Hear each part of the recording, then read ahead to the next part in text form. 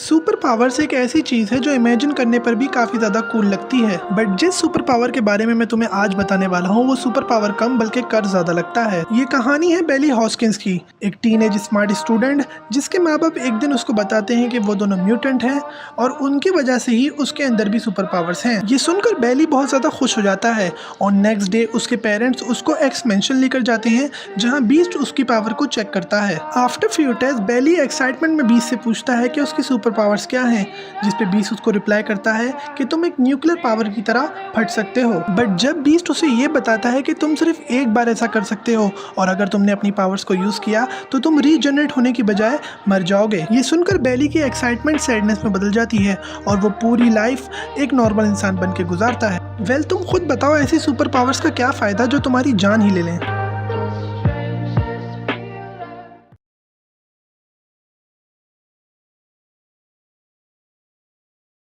Spiderman और मॉर्लिन की fight comic में एक हिस्टोरिक फाइट है। इस फाइट के स्टार्ट में हम स्पाइडरमैन को बहुत बुरी तरह पिटते हुए देखते हैं। मॉर्लिन बिना किसी मर्सी के स्पाइडरमैन पर एक के बाद एक ब्रूटल अटैक करता है। सीन शिफ्ट होता है और स्पाइडरमैन हॉस्पिटल में हमें अपनी आखिरी सांसें लेता दिखता है, बट सडनली मॉर्लिन वहां पर भी पहुंच जाता है, जिसको देख के एमजे उस पर डायरेक्ट अटैक कर देती है, बट मॉर्लिन इजिली एमजे के हाथ को ही तोड़ देता है। एमजे की चीखें सुनकर स्पाइडरमैन आईसीयू से उठकर उसके पास जाता है और उसकी हालत देखकर अपनी आखिरी सांसों में वो मॉर्लिन की जान ही ले लेता है, बट इन रिटर्न स्पाइडरमैन की on the spot he death हो जाती है।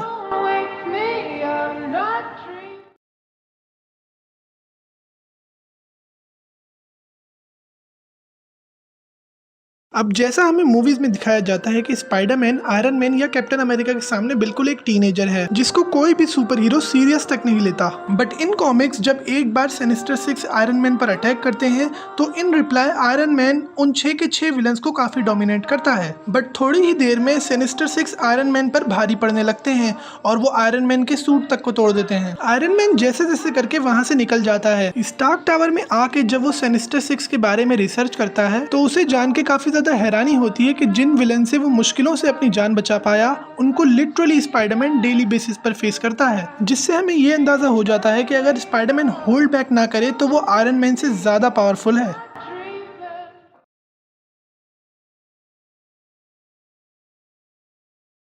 ब्लैक नॉयर की डेथ तो हम सबको याद ही है कि कैसे होमलैंडर ने उसको बेरहमी से जान से मारा था, बट इन कॉमिक सीन कुछ अलग है। एक बार होमलैंडर प्रेसिडेंट को ही मार देता है और उस प्रेसिडेंट हाउस में बिली बुचर भी पहुंच जाता है और वो होमलैंडर को उसके करतूतों की पिक्चर्स दिखाता है और धमकी देता है कि ये सब पब्लिक तक पहुंच सकता है। होमलैंडर शॉकिंगली कहता है कि ये सारी पिक्चर्स उसकी है ही नहीं, ना ही उसने ये सारे काम किए हैं। होमलैंडर और बिली बुचर के बीच में बहस चली रही होती है, बट वहां पर एंट्री हो जाती है ब्लैक नॉयर की, जो अपना फेस मास्क उतारता है और हमें पता चलता है कि ब्लैक नॉयर खुद एक होमलैंडर का क्लाउन है और वो एक्सेप्ट भी करता है कि ये सारे काम उसी ने किए हैं, जिसके बाद होमलैंडर और उसके बीच में काफी ब्रूटल फाइट स्टार्ट होती है। After so much destruction Black Noir Homelander को जान से मारने में कामयाब रहता है।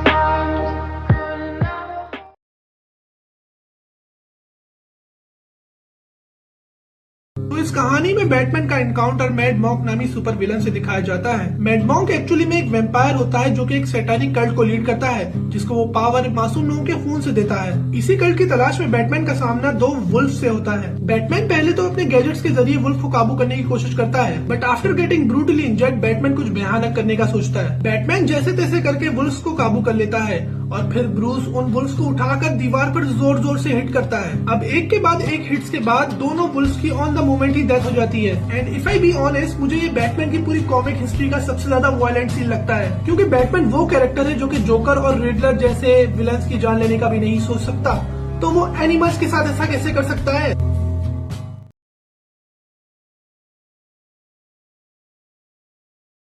जब थैनोस को पहली बार एमसीयू में दिखाया गया था तो उसने थोड़ी ही देर में थॉर, हल्क और पूरी एसगार्डियन शिप का नक्शा ही बिगाड़ दिया था और लोकी को तो उसने लिटरली मार ही दिया था, जिससे हम सबको अंदाजा हो गया था कि वो कितना पावरफुल विलन होने वाला है। बट अब सवाल ये उठता है कि मार्वल किस तरीके से डॉक्टर डूम को इंट्रोड्यूस करेगा कि वो एक अवेंजर लेवल थ्रेट बन सके। इसका जवाब हमें कॉमिक्स में मिलता है, जहां थैनोस अपनी पूरी आर्मी के साथ डॉक्टर डूम पर हमला करता है, लेकिन डॉक्टर डूम बिना किसी प्लान के थैनोस को एक ही अटैक में मार देता है। अब जरा सोच के देखो कि अगर इसी तरीके से एमसीयू में डॉक्टर डूम को इंट्रोड्यूस किया जाए तो वो कितना बड़ा थ्रेट बन सकता है, क्योंकि जिस थैनोस को मारने के लिए कितने ही अवेंजर्स ने अपनी कुर्बानी दी, उसको डॉक्टर डूम ने ना ही सिर्फ हराया बल्कि एक ही अटैक में जान से ही मार दिया। अब यही बात डॉक्टर डूम को एक अवेंजर लेवल थ्रेट से भी ज्यादा बड़ा बनाता है।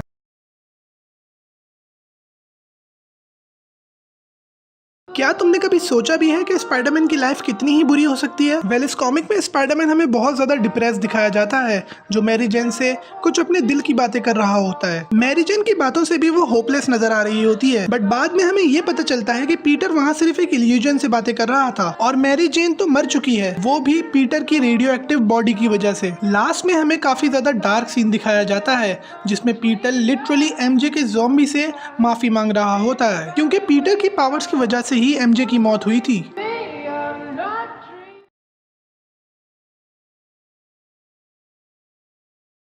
वेल, ये बात तो हम सबको पता है कि स्पाइडरमैन एक फ्रेंडली नेबरहुड सुपर हीरो है, बट क्या होगा अगर किसी वजह से स्पाइडरमैन एक डेडली स्लॉटिंग ज़ॉम्बी में बदल जाए तो? एक बार कॉमिक्स ऑफ मार्वल ज़ॉम्बीज में एक वायरस के फैलने की वजह से सारे सुपर हीरो ज़ॉम्बीज में ट्रांसफॉर्म होने लगते हैं। जब इस वायरस से स्पाइडरमैन इफेक्ट होता है तो उसे इस बात का पता ही नहीं चलता और वो अपने घर चले जाता है, और यही उसकी सबसे बड़ी मिस्टेक होती है। अब जब पीटर अपने घर पहुंचता है तो वो एक ज़ॉम्बी में ट्रांसफॉर्म होने लगता है, और जब एमजे उसके पास आती है तो पीटर लिटरली उसको कच्चा चबा जाता है। लेकिन पीटर, जिसमें अभी भी थोड़ी ह्यूमन फॉर्म बाकी थी, वो आंट मे को बाथरूम में जाके छुपने का बोलता है कि कहीं पीटर उसको भी नुकसान न पहुंचा दे। लेकिन इससे पहले आंट मे अपने आप को बाथरूम में जाके लॉक करती पीटर उसको भी मार देता है। अब इसी की वजह से स्पाइडरमैन की कॉमिक हिस्ट्री का ये सबसे ज्यादा डार्क और डिस्टर्बिंग मूवमेंट बन जाता है। अब तुम लोग बताओ कि क्या तुम लोग ऐसे स्पाइडरमैन को लाइव एक्शन मूवी में देखना चाहोगे? मेरी तरफ से तो ना है।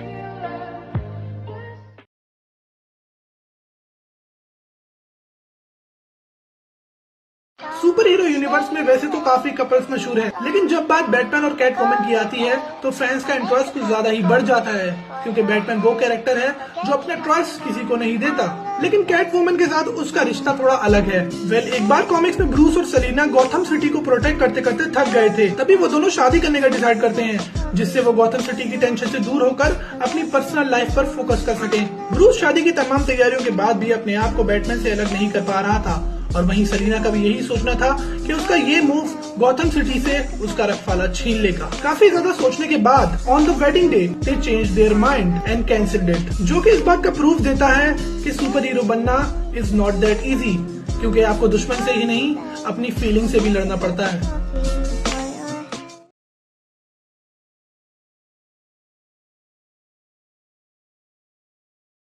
इस कहानी के स्टार्ट में पीटर और आंट में एक सीरियस डिस्कशन करते हुए नजर आते हैं, जहां आंट में पीटर को ये समझा रही होती है कि वो कब तक अपनी सुपर हीरो लाइफ और नॉर्मल जिंदगी के बीच में फंसा रहेगा। बेसिकली आंट में पीटर को अपनी आइडेंटिटी पब्लिक के सामने रिवील करने का बोल रही होती है। पीटर, जो पहले से ही काफी फ्रस्ट्रेटेड चल रहा था, वो एक लंबी बातचीत के बाद इस बात पर राजी हो जाता है और डेली ब्यूगल के ऑफिस में जाकर बोल देता है कि स्पाइडरमैन अपनी आइडेंटिटी एक पब्लिक इवेंट में रिवील करेगा। सीन शिफ्ट होता है और हमें वही इवेंट दिखाया जाता है जहां पीटर स्पाइडरमैन के कॉस्ट्यूम में अपना मास्क ना चाहते हुए भी उतारने के लिए बिल्कुल रेडी होता है, बट इससे पहले वो अपना मास्क उतारकर सबको रिवील कर पाता, बहुत सारे नॉर्मल सिटीजन स्पाइडरमैन के कॉस्ट्यूम में आकर मीडिया को फूल अराउंड करना शुरू करते हैं कि वो ही स्पाइडरमैन है। अब पीटर, जिसने अपना मास्क अभी तक नहीं उतारा था, वो लोगों से पूछता है कि वो ऐसा क्यों कर रहे हैं, जिसपे सब उसको यही रिप्लाई करते हैं कि हम नहीं चाहते कि हमारा सुपर हीरो अपनी आइडेंटिटी रिवील करके किसी भी मुसीबत में पड़ जाए। ये बात सुन के पीटर की आंखों में लिटरली आंसू आ जाते हैं और हमें इस बात का अंदाजा हो जाता है